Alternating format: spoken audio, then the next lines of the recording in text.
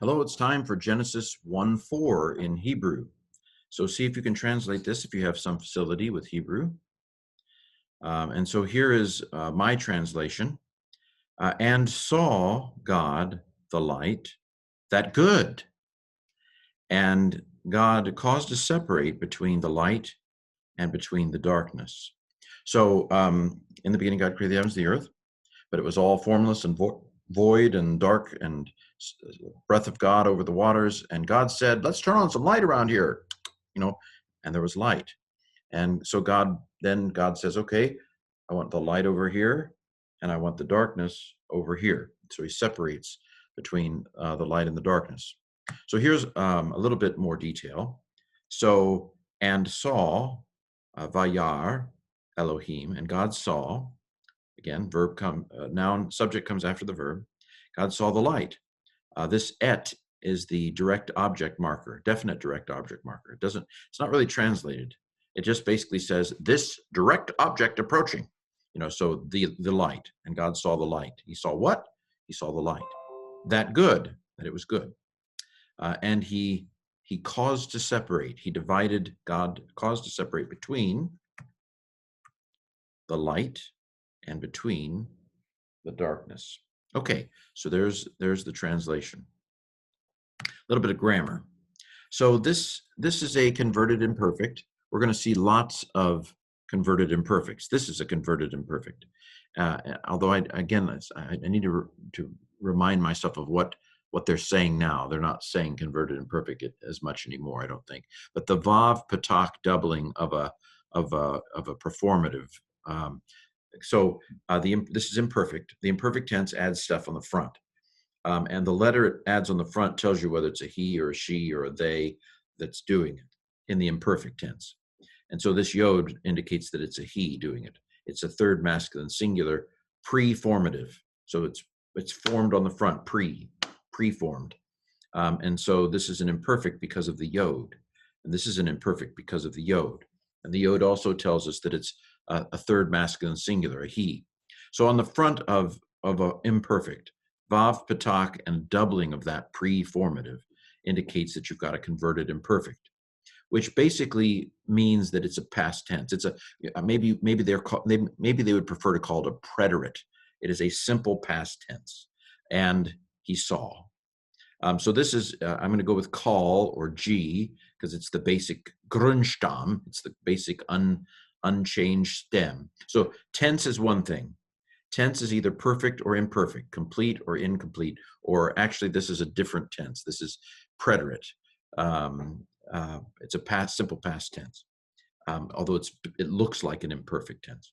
Stem is a different thing. Stem has to do with the nuance of how the verb is acting.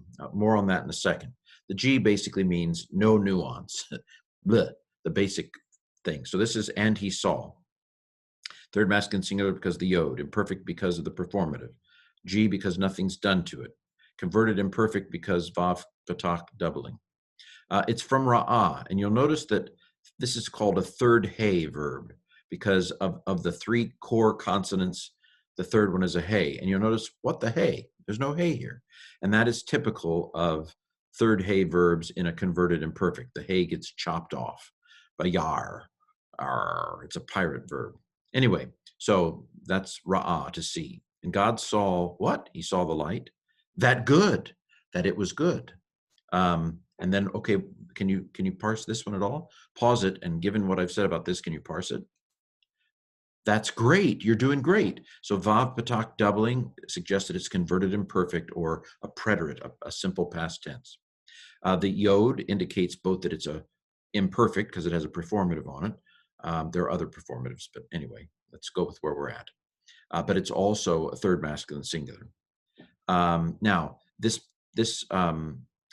patak under the performative suggests to me that this is a H stem or a hifil. So we've got converted imperfect, we've got third masculine singular, and the three letters are intact. It's a strong verb, badal, to divide or to separate. So H is a causative stem. Remember how I said that the stems kind of put a little English on the verb, on the ball. And so the hiphial or the H stem is a causative stem. So if badal means to separate, then the H would mean to cause to separate or to divide. So, and God divided, he caused to separate between the light and between the darkness. Okay, so this has been a little bit of grammar from Hebrew. Let's pronounce this thing and we'll be done. Vayar Elohim et haor, kitov, vayavdel Elohim bein haor, uvein hakoshek. Okay, what else do I want to say here? Ha is the, ha is the, ha is the. So this hey, this is more of a prefix. A performative is more of the real hair. A prefix is a toupee. And so the article is a prefix because it's not really intrinsic to the core word. But this is the reason why this is a kamatz, this is a long A here, is because Alepphs I don't do doubling. It's not in my contract. And this Kate similarly said, I'm going to pretend like I'm doubling, but I'm not. And so it keeps the patak, and it just kind of, the dagish gets sucked into the hole in the middle there and goes, disappears. We call that virtual doubling, which basically means it doesn't double. Anyway, but normally to put the word the on a word, you do hey, patak, doubling. When there's a aleph or an ayin after it, we have compensatory lengthening.